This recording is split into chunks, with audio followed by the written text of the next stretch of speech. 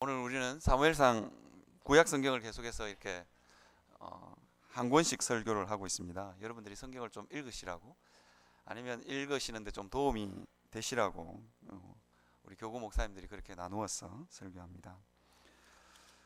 사무엘상의 전체적인 주제가 뭘까? 왕입니다. 왕의 등극입니다.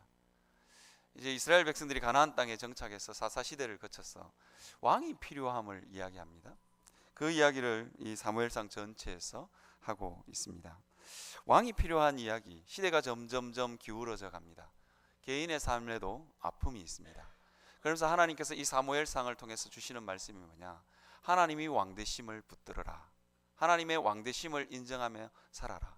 삶이 굉장히 어렵고 팍팍합니다. 오늘 이 사무엘상은 한나라는 여인의 가정이 깨어진 이야기로부터 시작합니다. 그리고 또 엘리 가문, 제사장 가문의 그 부정과 부패를 적나라하게 고발하고 있습니다. 한 가정도 점점 영적으로 어두워져 가고, 민족의 그 종교 지도자들조차도 어두워져 가고 있는 그런 시대를 이 사무엘상은 이야기하고 있습니다. 그러면서 왕이 필요함을 이야기합니다. 그래서 사울과 다윗을 왕으로 세우는 이야기가 이 사무엘상에 기록되어 있습니다. 험악하고 힘든 세상을 살아가면서 이게 왕을 붙드는 삶, 왕이 우리에게 있음을 인정하는 삶, 거기에 삶의 탈출구가 있다. 그 이야기를 사무엘상 전체는 우리에게 이야기해 주고 있습니다.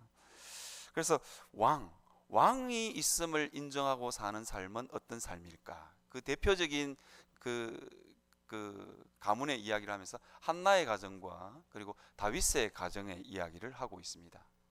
이 왕을 인정하면서 사는 삶의 모습을 두 가정을 통해서 이야기하고 있고요. 왕이 없는 삶을 살아가는 가정의 모습, 두 가정을 또 예를 들고 있습니다. 그게 누구냐면 엘리의 가정과 사울의 가정입니다. 그래서 이 사무엘상을 이렇게 잘 묵상해 보면 이렇게 망하는 가정 이야기와 흥하는 가정 이야기 두 개를 기록해 놓고 있습니다. 제가 이 설교를 준비하면서 망하는 가정 이야기를 먼저 할까, 흥하는 가정 이야기를 먼저 할까, 사실 살짝 고민이 되었어요. 이게 유정의 미가 있어야 되는데, 그러려면 흥하는 가정 이야기를 먼저 해야 되고, 아니면 이게 망하는 가정 이야기를 먼저 해야 되나, 이런 고민을 제가 했었습니다. 오늘 제가 여러분들하고 이야기하면서 흥하는 가정 이야기부터 먼저 했으면 좋겠습니다. 우리는 다 우리 가정이, 우리의 자녀들이 좀 잘 되었으면 좋겠다, 그 생각을 하는 것 같아요. 그래서 하나님께서 복을 받았으면 좋겠다, 우리 자녀들이 좀 이렇게 잘 살고 그리고 하나님 위해서 영광 돌리고 그렇게 살았으면 좋겠다, 그런 생각들을 다 하면 사시죠. 그러려면 한나의 가정과 다윗이 살아가는 모습을 우리가 잘 본받을 필요가 있습니다. 다윗이 도대체 어떻게 살았나? 이게 복 받는 비결 이렇게 이야기하면 굉장히 이게 무속적으로 들리지만, 이게 복을 누리며 살아갈 수 있는 삶의 방식은 있는 것 같아요. 그 이야기를 한나의 가정 이야기와 다윗의 가정 이야기를 통해서 보여주고 있고요.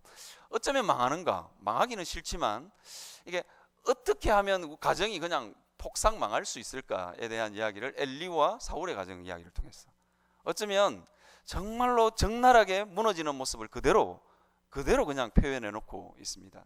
그래서 오늘 여러분들과 함께 그 이야기를 하면서 사무엘상의 전체적인 줄거리를 여러분들하고 좀 나누려고 합니다. 사무엘상은 깨어진 이야기를 하고 있습니다. 왕이 있는 삶의 첫 번째 조건이 뭐냐? 내게 왕이 있다. 여러분, 왕은 이 동양적인 왕은 언제나 군림하고 백성을 괴롭히지만, 이게 서양의 개념의 왕은 좀 다른 개념이에요. 물론 백성을 괴롭히기도 하지만 서양의 왕의 개념은 백성을 보호하는 기능이 있어요. 제가 영국에 잠시 있을 때 제가 경찰이 막 저를 이렇게 쫓아왔어요. 고속도로에서 그것도 확 쫓아왔는데, 왜 쫓아왔을까? 제 차에 뒤 깜빡이에 불이 안 왔어. 쫓아왔더라고요. 그거 가르쳐 주려고. 우리나라 경찰 같으면 반드시 범칙금 딱지를 뗐을 것 같은데, 없는 살림에 이거 딱지까지 떼이나 이러고 있는데, 경찰이 영어 못 알아듣는 저를 데려가서 가르쳐 주더라고요. 너 이거 깜빡이 안 온다고 빨리 고치라고. 그러면서 가더라고요.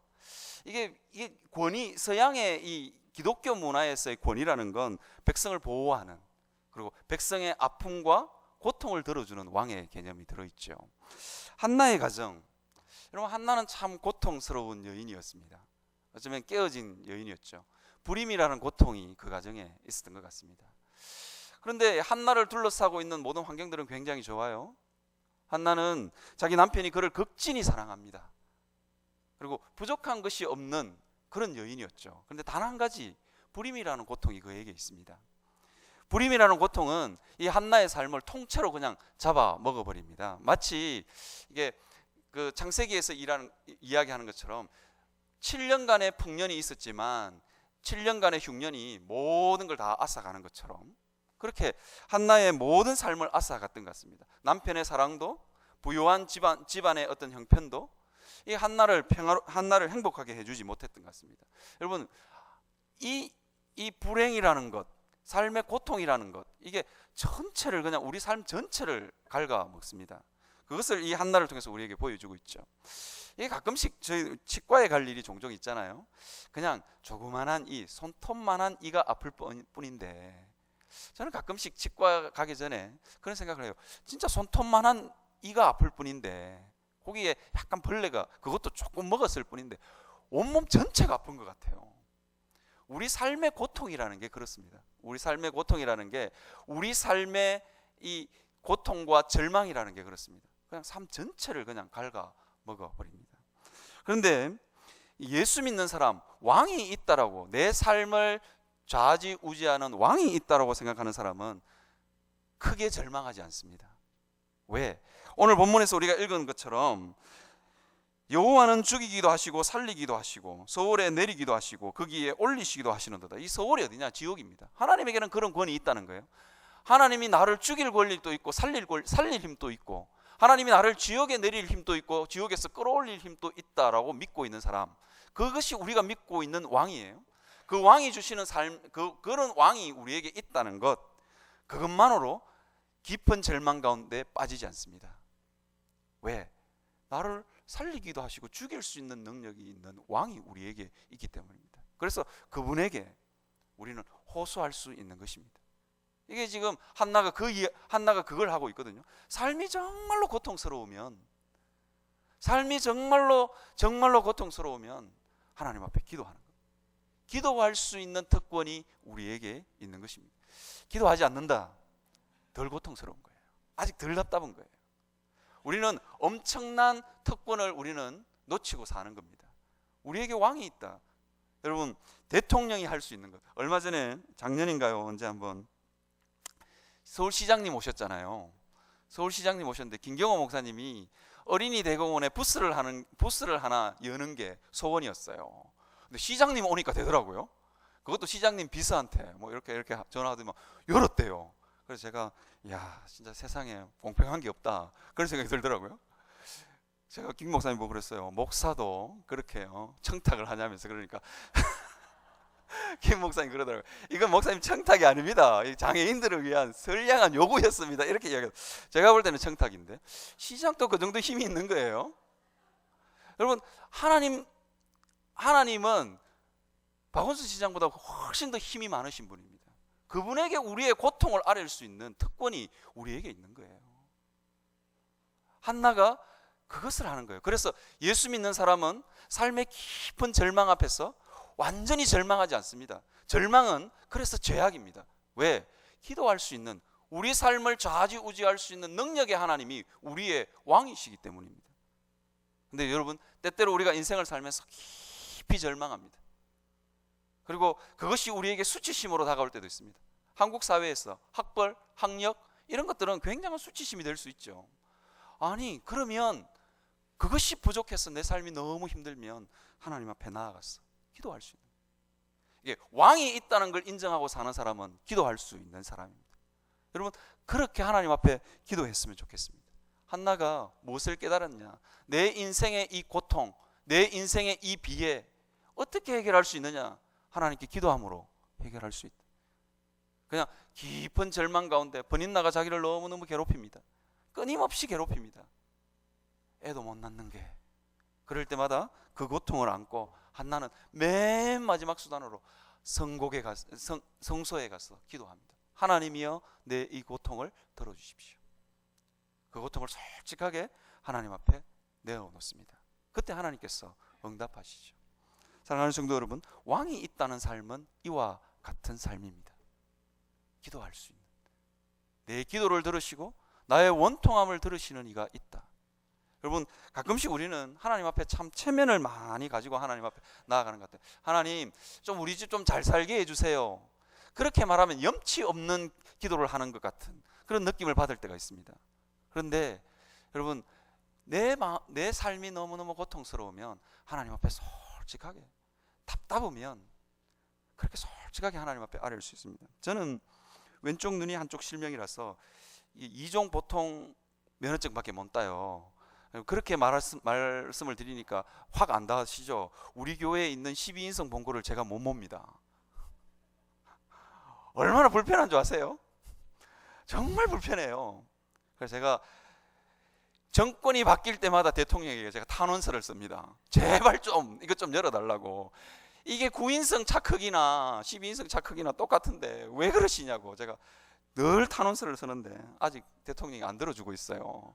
저는 대통령이 들어줄 때까지 할 겁니다. 답답하니까. 이게 목사가 교회 12인승 본고를 못 mon다는 게 고통이에요. 정말 너무너무 고통스러웠어. 정권이 바뀔 때마다 다음 2017년도에 또 대통령 바뀌면 또 할 겁니다. 또 될 때까지 할 겁니다. 여러분, 이게 왕을 모시고 있는 사람, 내 인생의 결제자가 있다.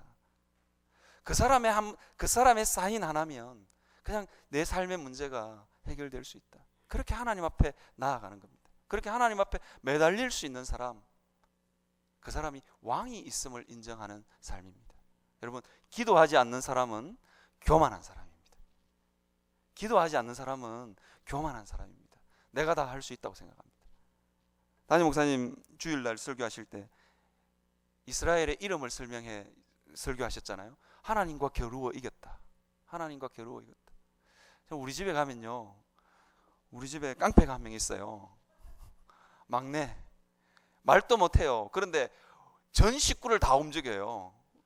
말도 못하는 녀석이 이라면 안고, 이라면 냉장고 문 열어요. 이 깡패예요, 완전히.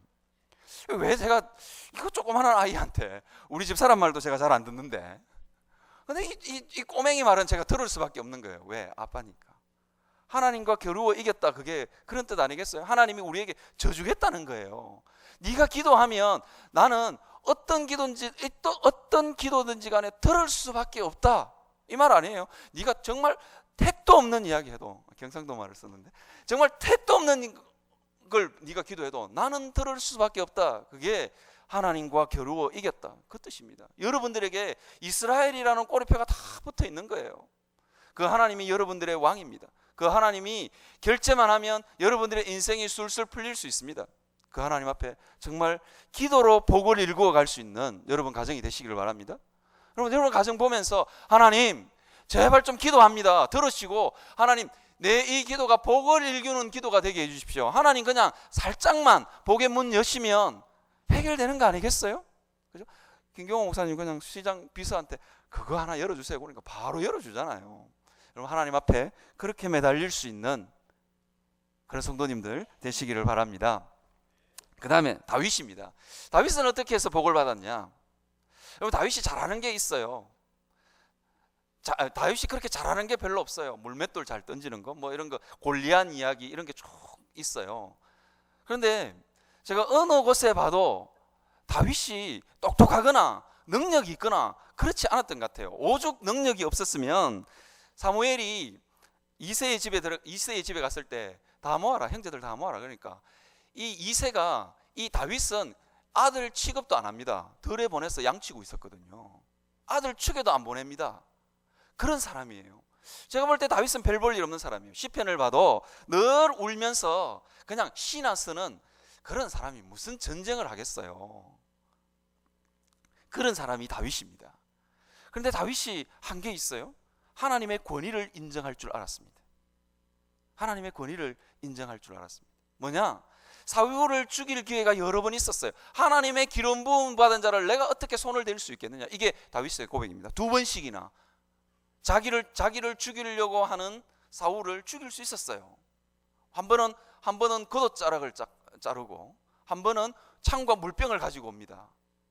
그러면 이게 하나님이 기름 부음 받은 자를 손댈 수 없는, 이 겉옷자락을 자르면서 다윗이 마음이 찔렸다 그래요. 마음이 찔렸다. 하나님이 세우신 권위자에 대해서 다윗은 순복할 줄 알았습니다. 이게 뭐냐? 하나님에 대한 거룩한 두려움이 있었습니다. 하나님에 대한 거룩한 두려움. 이것이 다윗으로 하여금 그 고통과 절망의 세월, 누군가가 여러분들을 죽이러 쫓아온다고 생각해 보십시오. 얼마나 그것이 고통스럽겠어요. 그 세월을 다윗은 어떻게 하느냐? 기도하면서 보냅니다. 수많은 시편을 쓰면서, 하나님이여, 이게 탄원할 수도 있잖아요. 백성들에게, 아니 사울이 진짜 이럴 수 있냐고 백성들에게 호소할 수 있잖아요. 아니면 힘으로 사울을 제압할 수도 있잖아요. 그렇게 하지 않습니다. 하나님이 다윗을 세울 때까지 그는 끊임없이 기도하면서 고통의 세월을 보냅니다. 여러분, 우리가 인생의 이 고통, 우리가 이 살아가면서 우리 이 삶의 환난들을 어떻게 이겨내며 살 건가? 기도하면서 사셔야 됩니다. 그렇지 않으면 우리 마음 안에 깊은 상처가 됩니다. 그냥 원망이 돼요. 제가 어느 분하고 상담을 하다가 이런 이야기를 하더라고요. 60이 훌쩍 넘기신 분이에요. 그러면서 저에게 이런 이야기를 하더라고요. 저는요, 하나님만 생각하면 쓰라린 상처만 생각납니다. 이러더라고요. 그 말을 들으면서 너무 마음이 아프기도 하고. 여러분, 우리가 하나님과 기도하면서 세월을 보내지 않으면 그렇게 되는 것 같아요. 하나님만 생각하면 쓰라린 상처밖에 안 떠오른대요. 여러분, 우리가 하나님, 이 한나도 마지막에 한번 하나님 앞에 가서 절규하고 고통하지 않았으면 쓰라린 상처 아니겠어요? 번있는 나만 보면, 막 번인 나의 자녀들만 보면 막 속에서 막 올라오지 않겠어요? 그리고는 자기를 자책하면서 애도 못 낳는 것이, 이러면서 살았지 않겠어요? 그것이 한나의 마음 가운데, 다윗의 마음 가운데 상처가 되지 않았던 이유, 깊은 절망과 고통이 되지 않았던 이유가 뭐냐? 하나님을 믿고 하나님께서 이 역사의 주관자라는 걸 믿고 기도하면서 세월을 보냈다는 거예요. 여러분, 우리가 시편 여러분 잘 아시죠? 구약 성경 가운데 제일 두꺼운 성경 아닙니까? 이거 한 번씩 우리가 통독할 때마다, 이거 읽을 때마다 왜 이렇게 시편은 기냐? 시편 119편은 너무 길어요. 왜 이렇게 기냐 이거? 그렇지만 그 시편의 대부분이 다윗이 썼다는 거 아닙니까? 그 시편의 대부분이 뭐냐? 다윗이 하나님 앞에 절규한 내용입니다. 다윗의 기도문이에요, 사실은. 고통스러울 때마다 하나님 앞에 나아가서, 하나님 진짜 이럴 수 있습니까? 사람한테 한마디 안 합니다. 하나님이 이럴 수 있습니까? 합니다. 하나님이 그 기도를 들으시는 겁니다. 그래서 다윗이 위대한 성군이 될 수 있었던 이유가 뭐냐? 여러분, 사람에게 심한 거절감을 당하면요, 자신 없어져요. 목사도 설교 한번 죽쓰고 나면 성도들 보기가 무서워요. 이게 500여 명의 성도의 이 거절감을 한꺼번에 받잖아요. 저 목사 왜 저래 설교하나? 그 거절감이 안 보이시는 것 같죠? 강대산에 있으면 다 보입니다. 자기가 설교 죽쓰는 것도 다 보여요. 그리고 나면 일주일 동안 밥맛이 없어요. 그러면 사람이 솔솔 무서워져요. 다윗이 온 나라가 그를 죽이려고 합니다. 그 거절감 앞에서 어떻게 버텨내느냐? 기도하면서 버팁니다. 직장 상사 하나가 자기를 찍었어. 완전 못살게 구는 거예요. 못살게 굴면 정말로 이게 정신과 치료를 받을 만큼 고통스럽다 그러더라고요. 직장 생활에 이게 사표를 써서 이게 늘 넣고 다니는 사람, 누군가 한 사람이 그렇게 끊임없이 괴롭힌대요. 그게 너무 상처가 되고 고통스럽대요. 여러분, 그 고통의 세월들을 어떻게 보낼 거냐? 방법이 있어요? 그 직장 상사를 두들겨 패기를 하겠어요? 뭐 어떻게 하겠어요? 그럴 때는 하나님 앞에 기도하는 겁니다. 그래야만 그것이 우리에게 상처로 남지 않습니다. 다윗은 왕이 되어서 수많은 이들에게 인정을 베풀고 인자함을 베풀 수 있었던 이유가 뭐냐? 기도하면서 그 고난과 고통의 세월을 보내었기 때문입니다. 하나님 앞에서. 여러분, 왕이 있음을 인정하는 첫 번째 조건이 뭐냐? 기도하는 겁니다. 기도하면서 보내는 겁니다. 여러분, 하나님 앞에서 그렇게 살아갈 수 있는 여러분들이 되시기를 바랍니다. 그렇게 할 때 여러분 있잖아요, 그렇게 할 때 어떤 복이 있느냐? 한나의 이 기도를 통해서 사무엘이 나오고요, 다윗의 이 고통의 절규 가운데 섰던 시편의 기도를 통해서 하나님이 어떻게 하시느냐? 다윗의 집에 사울에게는 왕위를 옮겼지만 다윗 어떤 잘못을 하든지 간에 네 자손들은 영원히 이 왕위에서 물러나지 않겠다, 그 약속을 해주시는 겁니다. 여러분, 자녀들을 위해서 늘 기도하시죠. 여러분, 정말 하나님 앞에서 정말 자녀들을 위해서 기도할 수 있는 여러분들이 되시길 바랍니다. 정말로 복의 씨앗을 심을 수 있는 여러분들이 되시길 바랍니다. 그게 이 자녀들이 복 받는 것, 많은 유산을 물려준들 뭐 하루아침에 탕진할 수 있는 거잖아요. 자녀들에게 복을 물려줄 수 있는 건 부모의 기도입니다. 하나님 앞에서 그렇게 복을 일구어 가시는 여러분들이 되시기를 바랍니다. 한나가 사무엘을 탁 놓고 사무엘을 젖대자 말자 보냅니다. 하나님 성전에 보냅니다. 그리고 뭐 하느냐?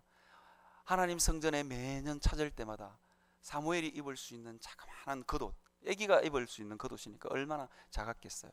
그걸 매년 갖다가 줍니다. 그러면서 이 한나는 어떻게 되냐면 그 사무엘을 하나님 성전에 이렇게 데려다 놓으면서 한나의 이 개인적인 가정사의 고통이 점점 변합니다. 어떻게 변해요? 민족을 위한 중보로 바뀝니다. 하나님, 이 아이가 자랐어. 이 나라를 책임질 수 있는 사사가 되게 하시고 이 나라를 책임질 수 있는 제사장이 되게 해주십시오. 그렇게 기도합니다. 그 기도의 소원을 자그마한 겉옷에다가 아이가 입을 수 있는, 그냥 어머니니까 아이에게 그렇게 했다, 그렇게도 해석할 수 있겠지만 한나는 아마 그 자그마한 옷을 1년 내내 지으면서 하나님 앞에 소망을 품었던 것 같아요. 하나님 나라의 거룩한 이 아이를 통해서 이루어질 하나님의 나라를 소망했던 것 같습니다. 얼마 전에 우리 시민교회에서 임직식이 있었죠. 제가 참 가고 싶었어요. 근데 교회 일이 바빠서 못 갔습니다. 분립개척을 할 때 우리 이교구에 있는 순장님, 모든 교구 목사님들이 다 순장님들을 아끼고 사랑하고 존경합니다. 근데 제가 맡고 있는 교구의 순장님 한 분도 가시겠다는 거예요. 그래서 제가 속으로 참 좋아하고 참 아까운 분이 가시는 거예요. 그래서 속으로 목사님은 복도 많지, 살짝 얄밉더라고요. 저렇게 좋은 순장을 데려가다니 이러면서 살짝 얄밉기도 하고 샘나기도 하고 그러더라고요. 근데 제가 그분을 잡고 싶었는데 잡을 수는 없었지만, 잡고 싶은 마음이 꿀떡 같았지만 제가 흔쾌히 탁 놓을 만한 계기가 있었어요. 그분이 저에게 뭐라 했냐면, 목사님, 그분이 언젠가 한번 관광버스를 타고 이렇게 쭉 가면서 저에게 이런 이야기를 했어요. 자기 이야기를 하시는 거예요. 자기가 개척교회를 섬겼대요. 개척교회를 섬겨서 교회가 조금 성장할 만하면 목사님이 떠나시는 거예요. 목사님 그냥 안 떠나시고 전세금 중에 일부를 자꾸 떼서 떠나시는 거예요. 이사를 몇 번 했는지 모른대요. 그래서 목사님이 교회가 조금 클 만하면 목사님이 유학 간다고 전세금 조금 들고, 왜 그런가 모르겠어요. 어떻게 개척교회 그 전세금을 이렇게 가지고 유학을 가시기도 하고, 개척교회 전세금을 좀 이렇게 뚝 떼서 또 가시기도 하고 그랬대요. 그래 이사를 몇 번씩이나 했대요. 그럴 때마다 교회가 점점 작아지는 거예요. 성도들 한 명씩 다 떠나가는 거예요. 맨 마지막까지 남은 가정 3가정인가 4가정이 있었대요. 그렇게 하니까 목사님들마다 교회를 그렇게 하시니까 이제는 전세금도 한 푼도 없고 이제 월세를 내야 되고, 이제 전세금도 없고 이러니까 오시는 목사님도 없어요. 성도들 몇 가정이 남았어. 마지막으로 이제 결정을 했대요. 회의를 했어. 이 교회 이제 문 닫자. 그런데 하나님 교회에 남아있는 이 의자랑 비품이랑 이런 걸 어떻게 우리가 그냥 처분할 수 있겠냐. 그냥 개척교회 하는데 드리자. 근데 우리 손으로는 이거 처분 못하겠다. 그래서 노회에다가 요청을 했대요. 이거 처분을 좀 해주십시오. 그런데 이 집사님이 그러더라고요. 이제 에어컨도 떼가고 강대상도 들고 가고 의자도 들고 가고 다 들고 갔어요. 마지막 남은 것까지 이제 다 들고 가고, 이제 마지막으로 이제 그 교회의 키를, 그 교회에 이제 문을 닫아서 복덕방에 갖다 주는 역할을 누가 했냐? 이 집사님이 한 거예요. 이 여집사님이. 그렇게 눈물이 나더래요. 내가 하나님의 교회에 문 닫는 이 마지막 순간을 자기가 하는 거예요. 그 손이 너무 부끄럽고, 하나님 앞에 너무 죄송하고, 그래서 자기가 그 문을 잠그면서 언젠가 개척교회를 한번 섬길 일이 있으면 내 진짜 한번 충성되이 한번 섬기겠다, 그 결심을 하셨대요. 그래서 지금이 그때인 것 같습니다 그러더라고요. 그래서 제가 아무 말 못하고 가시라고 가시라고. 근데 아니나 다를까 이번에 보니까 뭐 특정 분 이야기를 해서 참 죄송하지만 두 부부가 권사가 되고 장로가 되셨더라고요. 하나님은 하나님 교회, 하나님 나라를 바라보시면서 눈물로 기도했던 것, 하나님 나라를 바라보면서 마음 아파했던 것, 하나님 절대로 잊지 않습니다. 하나님의 교회를 바라보면서 정말로 눈물로 마음 아파했던 것, 하나님 절대로 잊지 않았습니다. 그것이 여러분 자녀들에게 복을 흘려보내는 믿음의 씨앗입니다. 하나님 앞에서 그런 그 믿음의 기도를 들으시는 이가 있다. 하나님이 두 눈 부릅뜨고 내가 하나님의 교회를 위해서 눈물 흘리고 고통스러워하고 절망하는 내 모습을 하나님이 보시고 있다, 그렇게 생각하시면서 신앙생활 하셔야 됩니다. 두 번째로 망하는 가정 이야기. 흥하는 가정 이야기를 쭉 하다 보니까 망하는 가정 이야기를 좀 하려고 하는데 좀 시간이 좀 있어서 많이는 안 갔네요. 좀 하도록 하겠습니다. 엘리의 가정입니다. 엘리의 가정. 여러분, 엘리의 이 두 아들 홈니와 비나스가 어떻게 하느냐? 하나님 성전에 자기가 제사장의 직분을 가지고 자기의 권위를 남용하기 시작합니다. 어떻게 남용하기 시작하느냐? 세갈고리를 만들어 가지고 이 성전에 드리는 제사 가운데 어떤 제사는 다 고기를 다 태우는 제사도 있지만 화목제물 같은 경우에는 거기서 나누어 먹어요. 화목제물 같은 경우에는 고기를 삶거나 구워서 제사장하고 나누어 먹든, 제사장을 이렇게 좀 떼주고, 아니면 제사장과 함께, 아니면 가지고 온 식구들과 함께 그 고기를 나누어 먹습니다. 그런데 이 엘리의 두 아들이 어떻게 하느냐? 세갈고리를 만들어 가지고 고기 삶는 이 솥에다가 휙 저어 가지고 걸리는 건 자기 거예요. 하나님께 제사 지내기도 전에 휙 꺼 가지고 걸리는 놈은 자기 거예요. 그것도 안 되니까 생고기가 먹고 싶은 거예요. 생고기가 먹고 싶으면 줘. 안 주면 빼앗는다. 안 주면 힘으로 빼앗는다. 이러는 거예요. 거기다가 성전에 수종드는 여인과 동침하기 시작합니다. 그런데 이 엘리는 그 아들들에 대해서 전혀 제재를 하지 않습니다. 여러분, 그 정도쯤 되면, 아들들이 그 정도쯤 되면 다리 몽둥이를 하나 부숴 놓든지, 아니 그게 정상이잖아요. 그런데 그렇게 하지 말하고는 그냥 끝입니다. 이게 뭐냐? 점점 영적으로 어두워져 가는 거예요. 보지 못하는 거예요. 여러분, 이 엘리가 점점 비대해지고, 그리고 눈이 어두워져 갑니다. 눈이 세잔해져 갔다 그러거든요. 영적으로 점점 어두워져 갑니다. 그러면서 무서운 줄을 몰라요. 여러분, 하나님 교회를 섬기면서 여러분, 하나님이 여러분들에게 복줄거리를 하나님께서 두 눈 부릅뜨고 하나님께서 살피기도 하시지만, 하나님이 여러분들을 교회를 섬기면서 여러분들이 교회에 허물이 있는 것 하나님이 두 눈 부릅뜨고 볼 수 있다는 거예요.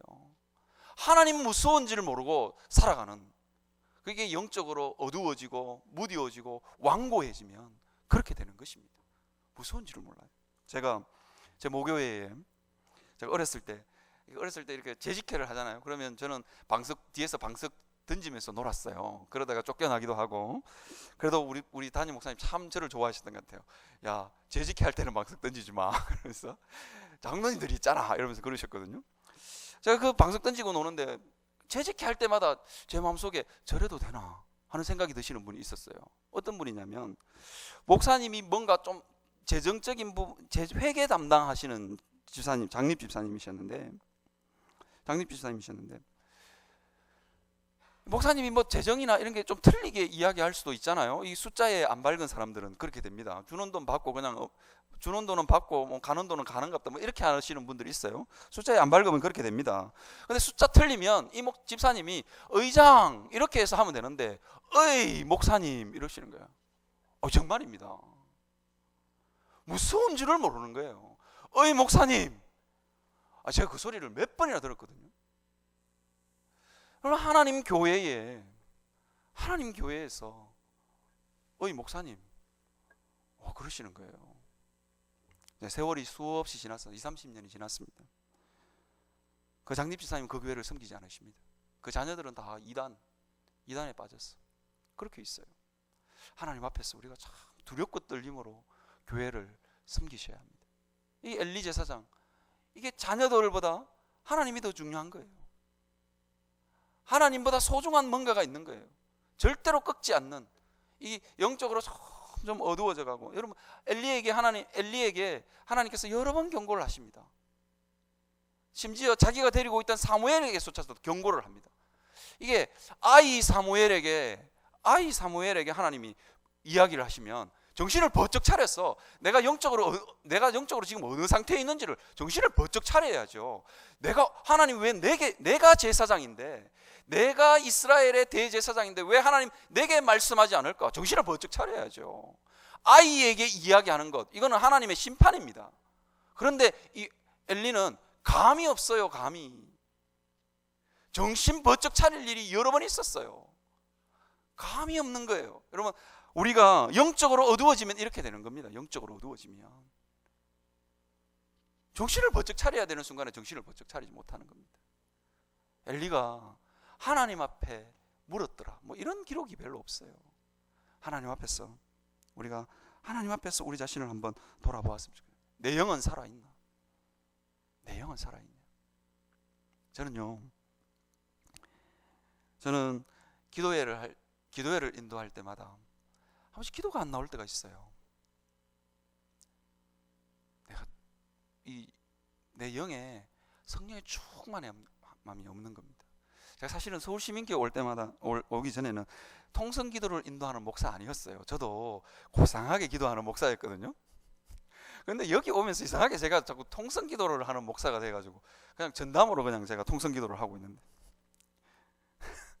통성기도를 하고 있는데요, 하나님 앞에서 제가 통성기도를, 서울시민교회 와서 제가 통성기도를 참 많이 금요철화도 인도하고 인도하잖아요. 인도할 때마다 퍽퍽 막힐 때가 있어요. 그럴 때마다 제가 어떻게, 내 영이 깨어있지 않구나, 내가 하나님의 은혜가 충만하지 않구나, 이게 정말 바로 밑은 것 같아요. 조용하게 기도할 때는 몰랐어요. 내가 살아있는 줄 알았어요. 조용하게 기도하면 내 기도 잘하는 줄 알았어요. 그런데 깨어있지 않으니까 그렇게 되더라고요. 깨어있지 않는 게 확 절실히 느껴지더라고요. 요즘은 어느 정도냐, 성도들이 기도하는데 안 따라오면 하나님의 영의 충만함이 내게 없구나, 그렇게 제가 감지합니다. 특히 어머니 기도회 같은 경우에는 거기 다 기도하는 분이 모였거든요. 금요 기도회보다는 훨씬 좀 뜨겁습니다. 그런데 가끔씩 기도가 팍 막힐 때가 있어요. 다 기도하는 사람만 모아놨는데 기도회를 못 당겨가는 이 목사의 책임 아니겠어요? 그럴 때마다 하나님, 내가 영적으로 어두워졌군요. 여러분, 우리가 한 번씩 인생을 살면서 신앙생활을 해가면서 한 번씩 점검할 때가 있어야 됩니다.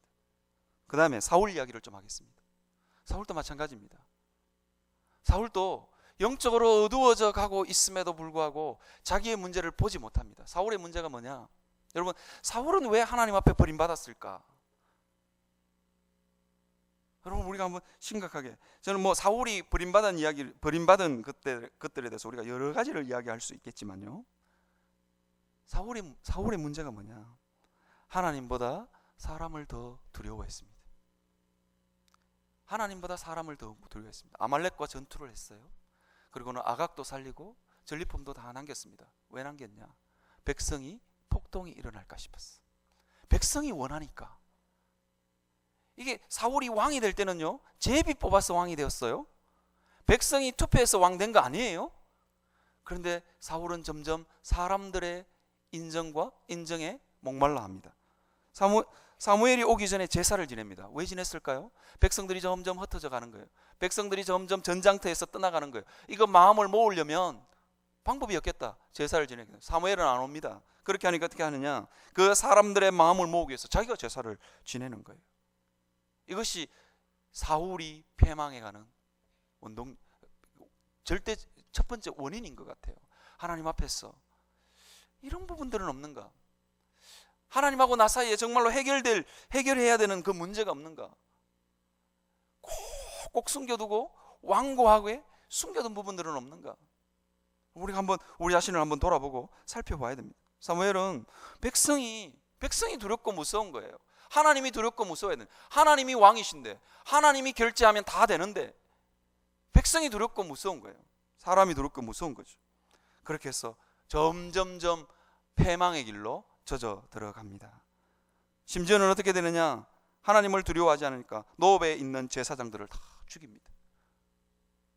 제사장들을 죽이면서도 눈 하나 깜짝하지 않습니다. 사람이 완고해지고 황폐해지면 이렇게 됩니다. 엔돌에 신접한 여인을 통해서 사무엘을 불러올립니다. 그렇게 하면서도 전혀 감이 없는 거예요. 이걸 뭐라 그러냐? 영적인 어두움이라 그럽니다. 영적 감각이 죽은 거예요. 영적 감각이 죽으면 이런 일이 벌어지는 거예요. 엘리와 사울의 이 특징이 뭐냐? 영적인 무지.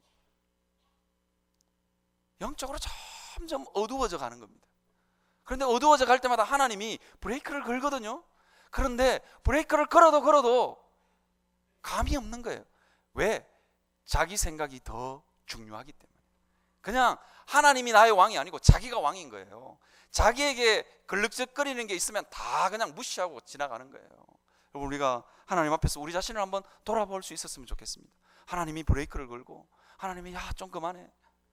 하나님이 두 눈 부릅뜨고 지켜보고 있는데 어떻게 우리가 하나님 앞에서 그 죄악을 마음속 깊은 곳에다가 숨겨두고 꼭꼭 숨겨두고 어떻게 살아갈 수 있습니까? 하나님이 그렇게 지적하실 때마다 아이고 하나님 잘못했습니다. 하나님 이 완고함은 내 힘으로는 어떻게 해결할 수 없습니다. 하나님 좀 해결해 주시죠. 그렇게 기도할 수 있는 여러분들이 되시기를 바랍니다.